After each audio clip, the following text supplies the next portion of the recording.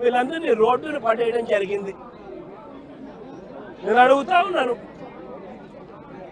ప్రభుత్వ పెద్దల ప్రమేయంతోనే, వారి సహకారంతోనే, వారి ఆశీస్సులతోనే ఇంత అకస్మాత్తుగా సుప్రీంకోర్టులో డిసెంబర్ 31వ తారీఖున వరకు గడువు ఉంది అని తెలిసినా కూడా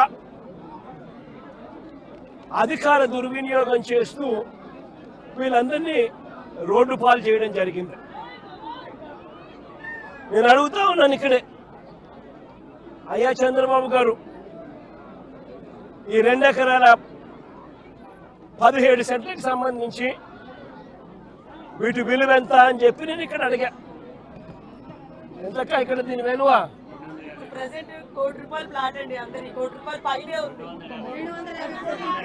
350 కోట్లు. దాదాపుగా ఈ 2 ఎకరాల 17 సెంట్లు వీళ్ళు ఇల్లు కట్టుకొని ఏదైతే ఉంటా ఉన్నారో కరెంటు మార్కెట్ విలువ దాదాపుగా 150 కోట్ల పైచిలుకోట. 150 కోట్ల పైచిలుకు గల ఈ ప్రాపర్టీకి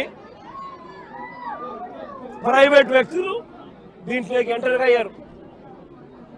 2016లో, అంటే అప్పుడు కూడా చంద్రబాబు నాయుడు గారు ముఖ్యమంత్రిగా ఉన్నప్పుడే, 2016లో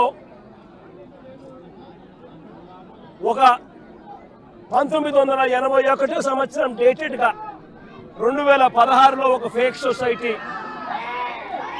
పెట్టడం జరిగింది. తప్పుడు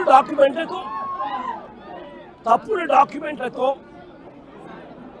2016లో 1981 డేట్తో ఒక తప్పుడు సొసైటీ క్రియేట్ చేసి మొత్తం డాక్యుమెంటేషన్ అంతా కూడా ఈ 150 కోట్ల